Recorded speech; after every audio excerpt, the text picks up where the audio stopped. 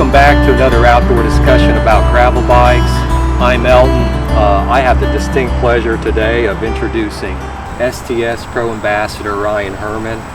Ryan, welcome to the show, man. Yeah, glad to be here. Brother, we're on your turf here today in Carmel, Indiana. Could you tell our viewers where we're located? Yeah, right now we're in Cool Creek Park, just kind of nested into the north side of Carmel, just south of Westfield.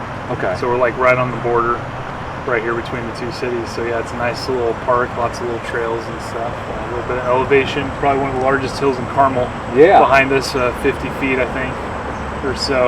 Yeah. So nothing crazy. And like the name suggests, there is a cool creek behind us, and I think Andy promised us, our producer, that he's going to actually jump in the creek after today's interview. Nice. Look forward to that. Speaking of Carmel, I think we passed, I counted about 252 roundabouts just on the way up here, and that was after 116th Street. So, but Ryan, again, man, thanks so much for being here. Just want to kind of get in.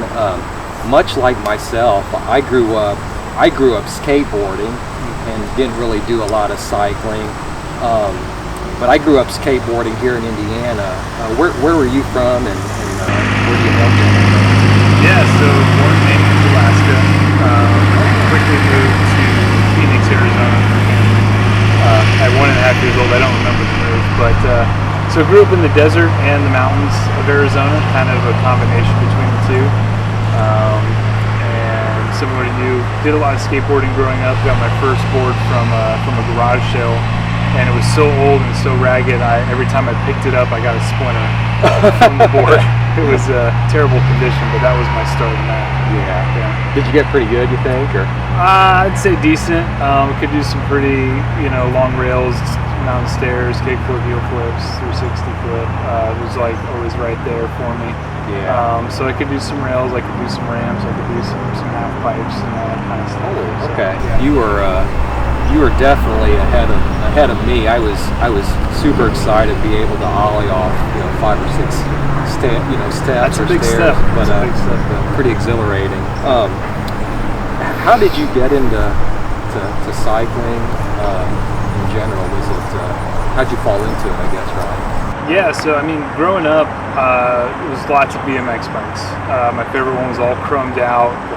Every piece of it was chromed. Absolutely loved this bike in Phoenix, and then moved up to Prescott, Arizona, and then started getting into BMX dirt jumping. Okay.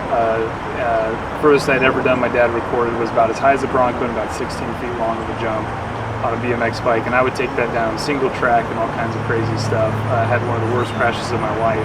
Oh shoot. Going down on a BMX bike when it should have been a mountain bike. Okay. Yeah, it was terrible. We can talk about that another time. It was really bad. So from there, I ended up getting a mountain bike, being in the mountains, and did a lot there. And then there was just a huge stint of now riding bikes. Once we moved to Florida, so around 15 years old, all the way up to about 2018. It was really didn't really ride bikes, not once a year. Sure. Sure. But getting into cycling specifically, probably around 2018, after recovering from a big health event I had in 2016, was like, let's do a sprint try. My wife had actually done some training, some running. I saw what she's doing. She's getting me really excited about different stuff. So I tried running. I didn't like it. Still don't. And then she trained for a sprint try. She did it, and I was like, I want to do one of those. That would be really cool. So I had to teach myself how to swim, which I'm afraid of drowning. So that was a big thing I had to overcome just for a sprint try. Wow. Anyway, let's jump forward. I get into the sprint try. I'm literally the second to last person, the slowest person, second to last in the swim. Really? Of 300 people. I had people just crawling over me. I thought I was going to die the whole time. It was terrible. Now, Ryan, you look like your physique. You look like a natural swimmer, but oh my gosh, sounds like not the case. I'm horrific. My wife is just like, you need to get lessons. You need to get trained. Like this is terrible. This is embarrassment. Yeah. No, not really. She didn't say that. I get out of the water. I get transitioned. I get on the bike, which was an older 2010 Giant Defy, and I have a skateboard helmet on. And clip-in shoes that are too big for me. All of this was off the cuff, and then I go hauling down the road, and I loved every second of it. And I was passing people. I ended up being, I think it was around 30th fastest of the day. Wow. On the bike, and then the run was horrible. I don't even remember it. I kind of walked the whole thing because my legs hurt so bad from the bike. But I was like, I love the bike. I had so much joy and fun. I was like, I'm gonna just do this. This is it for me. Gotcha. That was the start. That was the start. Oh, signed up for the Roll Fast Grand Fondo 2 months later with no training at all. Oh wow. Yeah. Maybe that'll be another episode too. I Yeah. hear that was the fastest Grand Fondo in the world. Yeah. Yeah. So had some amazing talent come out from all over. very impressive. Super fast. I tried to hang on, couldn't at all. Yeah. Had a great time. Lots of fun. Awesome. So you got into cycling kind of after a health scare. Your wife seems like she sort of inspired to kind of get healthy, start running. What benefits of cycling and how does that impact your daily health and fitness today? Yeah, it hits a couple different things for me. I'm from all the skateboarding and BMX. I'm a little bit of an adrenaline seeker at times. Yeah. So the bike provides that opportunity in a lot of ways, but at the same time, just having that time to think, be by yourself or with a group, or just like camaraderie, community, just taking a spin around the block and just like taking them in and getting some fresh air, some sun. It hits on so many aspects of just both physical and mental wellness for me. That's been a game changer for me day to day. Yeah, I wholeheartedly agree. I think that for myself, cycling has provided a lot of amazing mental health benefits, and I think the physical aspect of it is just more icing on the cake. So, Ryan, you are about ready to undertake one of the most storied gravel races here in central Indiana, the Harvest 50, not far from here in Zionsville, Indiana. I know that you've the past couple weeks have done a little bit of recon of the route. Tell our viewers what's that been like, and what do you expect at the race? So feels like Cat 5 gravel, which doesn't exist, but it does here in Boone County. No, it's probably Cat 2 or 3 or somewhere in there. I'm a rookie gravel guy. I'm just getting started in this, so there's a lot to figure out still in like classification or something. I think you're supposed to take rock, throw it in your mouth, feel it out, and spit it out. That's how you figure out what cat it is. I'm not sure, but it's chunky. It's thick. So I got to start on some Southern Michigan gravel. Yes. That was at Ride Cowpike Classic, and that was amazing. And then coming to this is like feels like you're running through a gravel pit. Yeah. At times. Yeah. Some parts are really thick, really deep. So it's good to have been riding that, and I've ridden in a couple group rides to see how others are riding it, get some feedback from them, get some insight on like how to tackle this kind of gravel. Sure. So it's been a real challenge there. I think we would be remiss not to mention a ride you did a couple months ago called the Dutch 100. Amazing event that's held here locally. How do you think that 100-mile gravel course will compare to the 50-mile course at the Harvest 50? They feel pretty different after looking at the profile for Harvest 50, because this will be my first year. I'm going off of a couple group rides and some data online, but the gravel out in Eminence area over there feels much smoother, much faster. I mean, there's a lot less chunkiness to it, but there's also a lot more elevation over there than there is here. This is going to be pretty darn flat. Very, very, very minimal elevation at all. Okay. And then we're not going to have, as far as I know from looking at the route, we're not going to have any kind of like that backwoods single track stuff that we kind of went through on at least the 100-mile route. I don't know if all the routes at the Dust Bowl 100 went through that. So it'll be a lot different experience, and with it being only 50 miles, I imagine people are going to go a lot harder, stay together quite a bit more with the more road sections as well. Yeah. So it's going to be a lot different pacing strategy. People might really push beyond themselves to stay with the group as well, knowing that they might get to recover on some road, or they don't have 100 miles ahead of them beating on their body. So I think they're two wildly different experiences. Yeah. That's going to be a neat experience overall for me to get to see the difference. I'll probably have a better input on the backside of this thing. Yeah.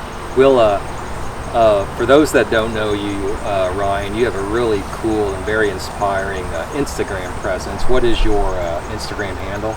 It's sudo cycle. Sudo Some people cycle. think it's sudo Yeah. cycle, and I was like, I didn't see that coming because I'm in an IT background. Okay. So sudo is super user do.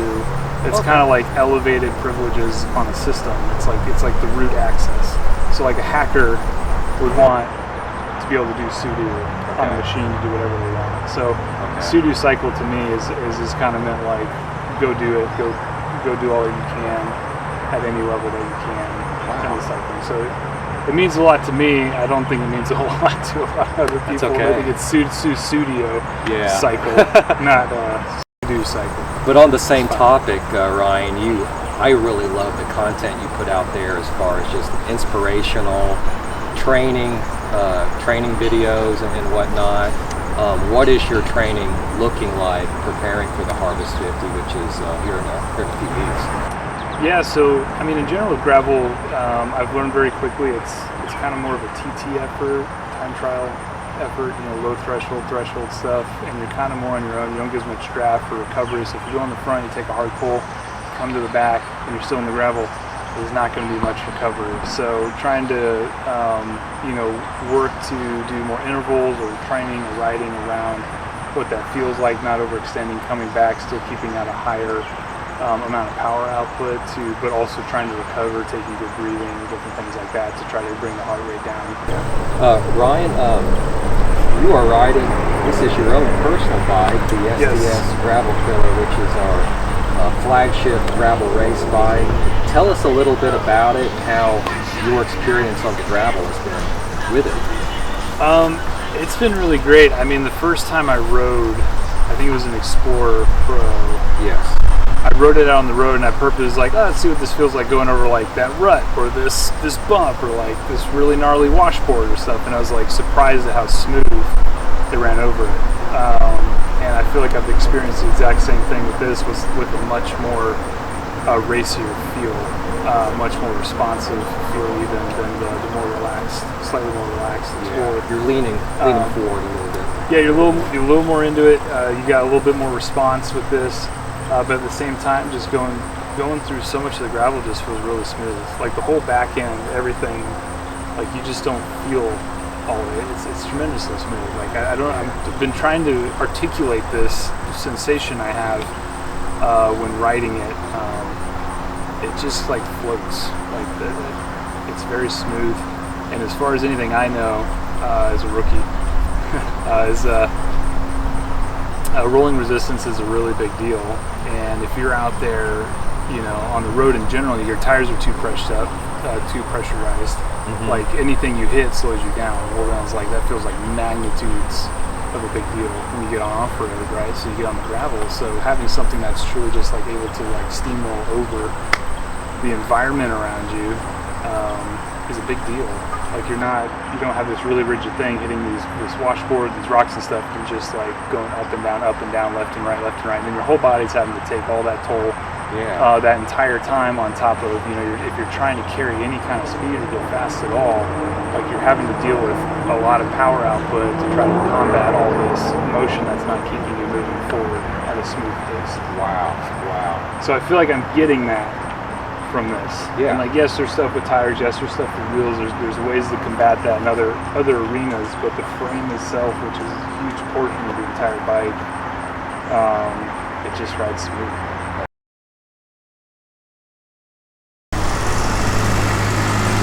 This is an outdoor discussion. Yeah. I thought this was the quietest spot.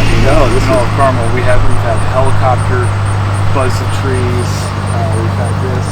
Well, we do know now what it's like to be with a local celebrity here. I mean, all the cars. Yeah, we had 15 cars show up. I was like, I didn't know. Yeah. I didn't even post about helicopter this. earlier. Yeah.